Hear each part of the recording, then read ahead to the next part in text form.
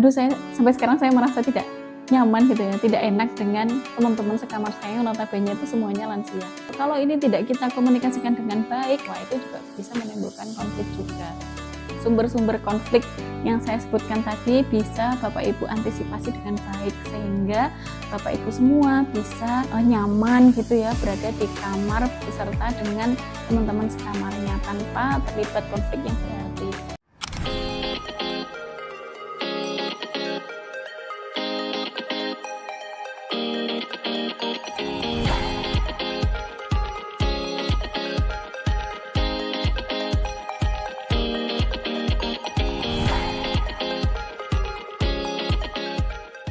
Assalamualaikum warahmatullahi wabarakatuh, Bapak Ibu calon jemaah haji yang akan segera berangkat ke Tanah Suci ataupun yang saat ini sudah berada di Tanah Suci. Bagaimana kabarnya Bapak Ibu sekalian? Saya doakan semoga Bapak Ibu senantiasa diberikan kesehatan dan tetap semangat gitu ya menjalani prosesi ibadah haji Bapak Ibu ke depannya gitu. Nah, baik, pada segmen ini saya akan mengulas gitu ya, sharing terkait dengan sesuatu yang sebenarnya sederhana, sepele, namun hal ini sering sekali menjadi konflik gitu ya antar jamaah haji. Terkait apakah itu? Yaitu terkait dengan kita, interaksi kita dengan teman kita ketika kita berada di kamar gitu ya. Kita tinggal di Madinah itu ya Bapak Ibu, itu kan 9 hari. 8 sampai 9 hari. Kemudian kita tinggal di Mekah itu juga hampir 1 bulan ya Bapak Ibu. Kita akan berinteraksi secara intens gitu ya dengan teman-teman sekamar kita. Dan kita itu berasal dari barangkali latar belakang yang berbeda, ya kan? Usia yang barangkali juga berbeda. Saya kemarin itu ya satu kamar gitu, semuanya itu adalah lansia. Jadi yang paling muda itu saya gitu. Bisa jadi hal ini juga akan Bapak Ibu alami ketika di sana. Selain latar belakang dan usia yang berbeda, bisa jadi kebiasaan kita pun juga berbeda, habit kita juga berbeda. Nah, kalau hal ini tidak kita sikapi dengan bijak ya Bapak Ibu, ini sering akan menjadi sumber konflik gitu ya, sehingga membuat ibadah haji kita tidak nyaman. Nah, apa saja sih yang segala sesuatu yang ada di kamar gitu, yang berpotensi menjadi sumber konflik gitu ya antara kita dengan teman-teman sekamar kita. Yang pertama itu adalah kunci kamar Bapak Ibu. Jadi selama kita tinggal di Mekah atau Madinah, satu kamar itu hanya diberi akses satu kunci saja. Satu kunci saja. Nah, ini biasanya kadang itu kita tidak aware ya dengan masalah kunci ini sehingga ya sudahlah siapa-siapa yang bawa terserah gitu. Nah, ini sempat kejadian di saya sendiri ya pada saat itu, justru ketika di Mekah. Jadi ketika kita sampai di Mekah ya Bapak Ibu, kita kan langsung melaksanakan umroh ya pada saat itu. Pada saat itu, nah saya posisinya gitu ya, terpisah dari rombongan gitu ya, sehingga saya datang ke hotelnya itu belakangan. Nah, padahal kunci itu dipercayakan kepada saya gitu. Jadi pada saat itu saya datang gitu ya, saya sampai sekarang saya merasa tidak nyaman gitu ya, tidak enak dengan teman-teman sekamar saya yang notabene itu semuanya lansia. Jadi begitu saya sampai di kamar itu saya menyaksikan teman sekamar saya itu terlantar gitu ya di depan kamar, duduk-duduk di bawah gitu ya, di lantai, dan saya merasa bersalah sekali saat itu. Jadi masalah kunci ini Bapak Ibu sering sekali ini menjadi sumber konflik kalau kita tidak menyikapinya dengan bijak. Nah, bagaimana solusinya? Itu bisa Bapak Ibu diskusikan bersama gitu ya, atau kuncinya di giliran siapa yang bawa, atau bagaimana. Tapi kalau menurut saya lebih amannya gitu ya, kunci itu kita titipkan ke resepsionis gitu. Sehingga siapapun yang sampai duluan di kamar gitu ya, siapapun yang sampai duluan di hotel itu menuju ke resepsionis. Ketika ada kuncinya, berarti memang belum ada orang yang ada di kamar gitu ya. Sehingga kita bisa langsung masuk. Kalaupun kita datang belakangan gitu, ketika kita sampai di resepsionis ternyata kuncinya sudah nggak ada, berarti sudah ada teman kita yang masuk ke kamar. Jadi saya pikir ini bisa menjadi alternatif solusi ya Bapak Ibu, bagaimana supaya terkait dengan kunci kamar ini tidak sampai menimbulkan sesuatu yang tidak enak gitu ya dengan teman-teman kita sekamar. Yang kedua terkait dengan lampu. Ini sebenarnya sepele sih Bapak Ibu, tapi kita tidak boleh mengabaikan bahwa ada beberapa orang yang tidurnya itu harus kondisi gelap. Ada juga orang yang tidurnya harus dalam kondisi terang. Padahal kita gitu ya, setiap hari nanti akan ya tidur dengan teman-teman kita sekamar gitu loh. Kalau ini tidak kita komunikasikan dengan baik, wah itu juga bisa menimbulkan konflik juga. Nah, jadi gimana dong solusinya terkait dengan lampu ini Bapak Ibu? Jadi di kamar-kamar di hotel itu Bapak Ibu ada banyak sekali lampu gitu ya, mulai dari lampu toilet, lampu ketika kita pertama masuk, lampu yang ada di kabinet, lampu yang ada di tempat tidur, lampu yang ada di TV, banyak sekali. Nah, kita sepakati saja atau kita cari jalan tengahnya.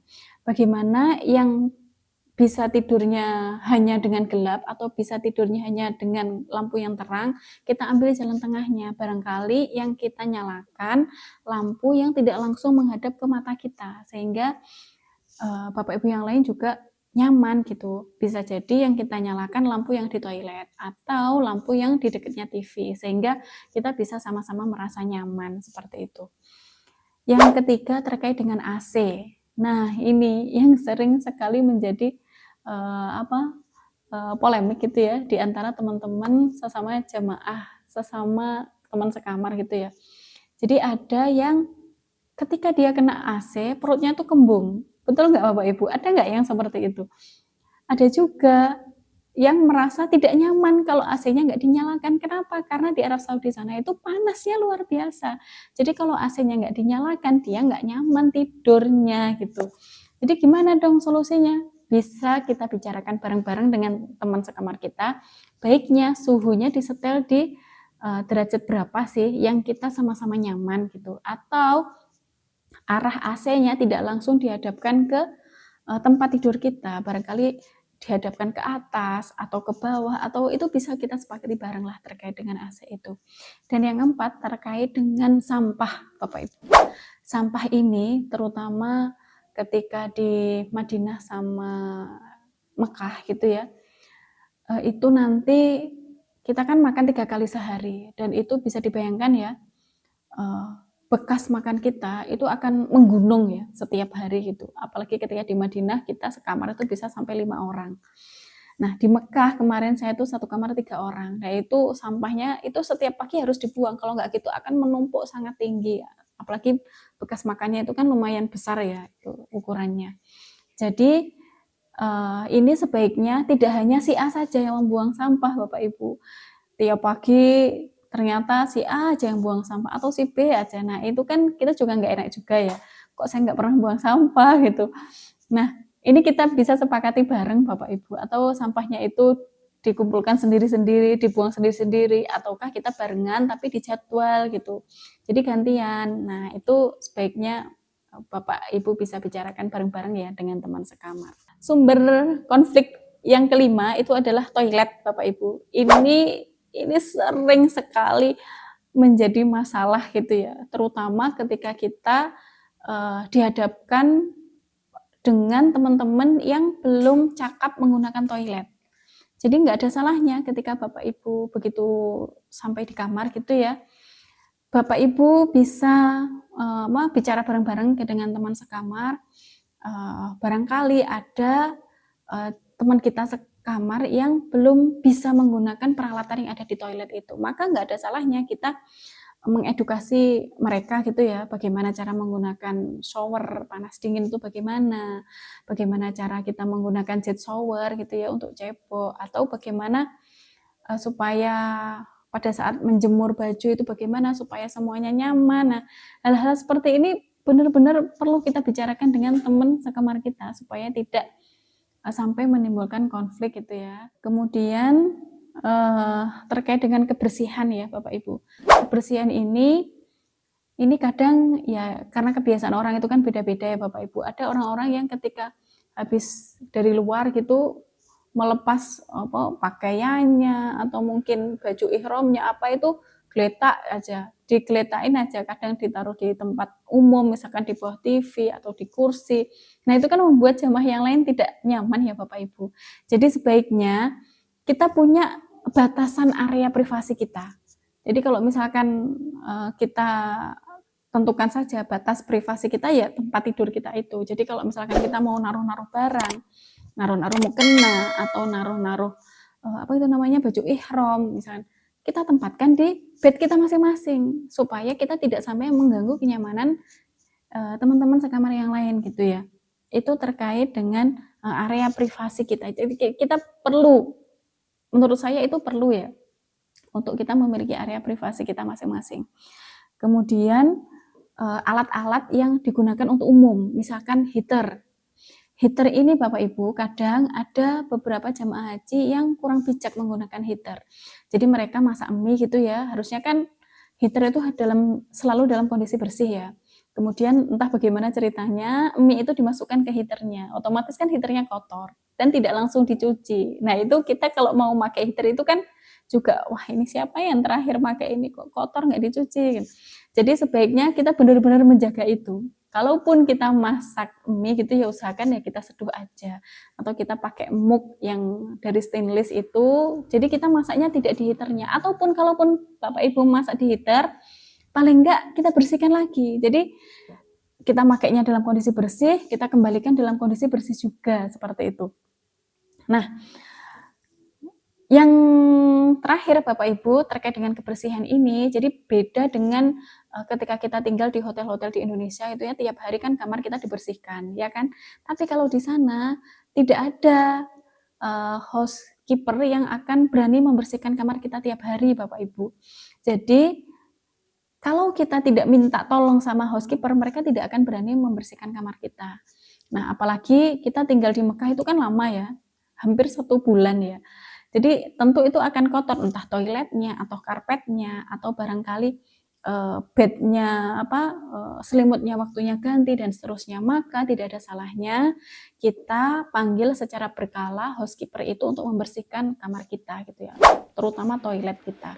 Nah kita sepakati saja misalkan 1 minggu sekali atau 2 minggu sekali gitu. Jadi paling tidak kita tetap nyaman di kamar kita seperti itu. Itu insya Allah informasi sederhana gitu ya, sepele yang bisa saya sharingkan pada segmen kali ini. Saya berharap semoga informasi ini bisa memberikan manfaat gitu ya, dan oleh karenanya Bapak Ibu, ketika kita pertama kali bertemu dengan teman-teman sekamar kita gitu ya, tidak ada salahnya hal-hal yang saya sebutkan tadi kita ambil kesepakatan bersama. Baik itu terkait kunci kamar, lampu, AC, tempat sampah, toilet, dan kebersihan. Sehingga ketika kita memiliki kesepakatan di awal gitu ya, jadi kita sama-sama punya tanggung jawab masing-masing dan kita bisa sama-sama merasa nyaman selama tinggal bersama di tanah suci. Begitu ya. Saya doakan semoga Bapak Ibu semua dilancarkan ibadahnya, ditenangkan hatinya gitu ya, diberikan kesabaran yang luar biasa dan semoga Bapak Ibu ibadah hajinya lancar, sehat dan menjadi haji yang mabrur semuanya. Kurang lebihnya saya mohon maaf. Assalamualaikum warahmatullahi wabarakatuh. لبيك اللهم لبيك لبيك لا شريك لك لبيك إن الحمد والنعمة لك والملك لا شريك لك